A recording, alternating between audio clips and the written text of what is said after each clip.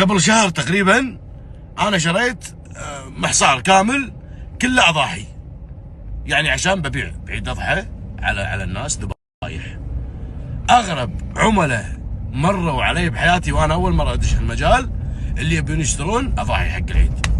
يعني يبين حتى بالتليفون انه ما يعرف ولا شيء، بس يبي يأذيك. بس معروف يعني الضحيه يكون ما تكون معيوبه، مو مكسوره، ما فيها ضرس طايح، عمره يكون طايف ال6 اشهر. هذه اللي تضحي يا جماعه. كم عمره؟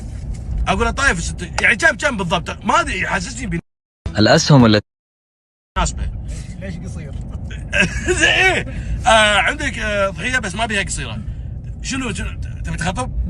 تبي تدش فيها بطوله؟ ما يصير. فصل له الشاشه. تخيل. انزين. والله مره واحد دق، شنو يبي؟ لابس عدسات؟ لا، يبي ضحيه يقول ما بيها كلها ابيض، ابي يكون وجهها بني.